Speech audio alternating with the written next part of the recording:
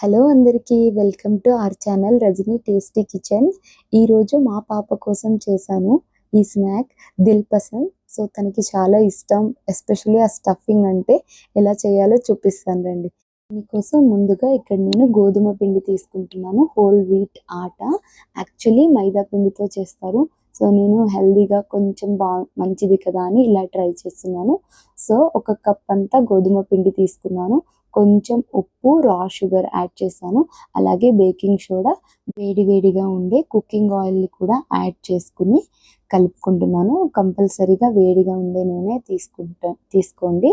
So ఇప్పుడు దీన్ని ఒకసారి బాగా కలిపేసి మొత్తం అన్నీ కలిసేలాగా కలిపేసాను. తర్వాత కొంచెం కొంచెం వాటర్ని యాడ్ చేసుకుంటూ కలుపుకోవాలి. కొంచెం గట్టిగానే కలుపుకోవాలి, మనం చపాతీకి ఎలా కలుపుకుంటాం కదా, సో అలా వాటర్ని యాడ్ చేస్తూ ఈ సైజులో కలుపుకుని పెట్టుకోవాలి.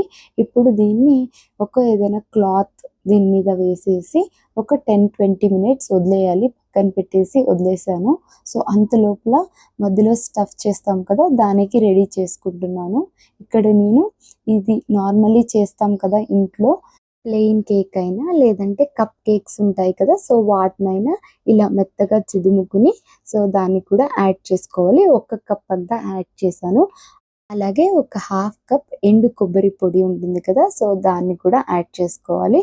ఒక హాఫ్ కప్ వచ్చేసి టూటీ ఫ్రూటీ కూడా యాడ్ చేసుకుంటున్నాను. అలాగే ఒక పావు కప్పు రా షుగర్ యాడ్ చేసుకుంటున్నాను. రా షుగర్కి బదులుగా మీరు నార్మల్ షుగర్ అయినా వేసుకోవచ్చు.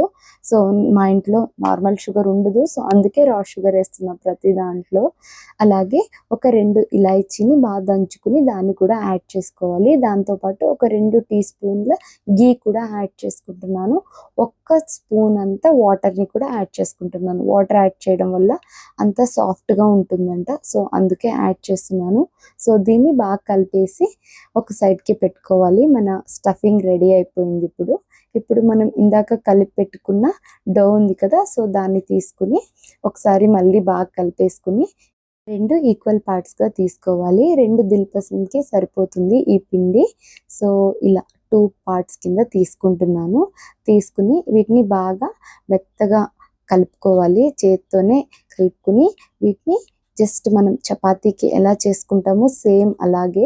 సో ఒకసారి మళ్ళీ కలుపుకుని బాగా రౌండ్గా చేసుకుని చపాతీకి మనం ఎలా పిండి వేసి చేసుకుంటాం కదా, సో అలా ఒకసారి బాగా చేసుకోవాలి చపాతీలాగా. ఫస్ట్ దీన్ని చపాతీలాగా పెద్దగా చేసుకుని ఇప్పుడు దీని మీద ఇలా చపాతీ ఇలా చేసుకున్నాక దీని మీద గీని కానీ బటర్ని కానీ రాసుకోవాలి. ఇక్కడ నేను గీ అప్లై చేస్తున్నా, బటర్ ఉంటే ఇంకా మంచిది. సో రాసుకునేసి కొంచెం పిండి కూడా వేసుకుని పైన ఇలా వీడియోలో చూపిస్తున్నట్టు ఫోల్డ్ చేసుకోవాలి. సో ఎవ్రీ ఫోల్డ్కి కొంచెం గీ అలాగే పిండి కూడా యాడ్ చేసుకుంటున్నాను. సో మీరు బటర్ అయినా యాడ్ చేసుకోండి. ఇలాగే పిండి యాడ్ చేసుకుని చపాతీ ముద్దలాగా చేసుకోవాలి. ఇప్పుడు దీన్ని మళ్ళీ చపాతీలా చేసుకుని సో ఈ మందంగా ఉండాలి, ఇంత లావుగా ఉంటే సరిపోతుంది. దీంట్లోకి ఇప్పుడు మనం ముందుగా స్టఫింగ్ రెడీ చేసి పెట్టుకున్నాం కదా, టూటీ ఫ్రూటీ, బ్రెడ్ క్రమ్స్ అంతా వేసుకుని సో దాన్ని మధ్యలో పెట్టేసుకోవాలి. అలాగే నేను దీంట్లో చెప్పడం మర్చిపోయాను, డ్రై ఫ్రూట్స్ కూడా యాడ్ చేశాను.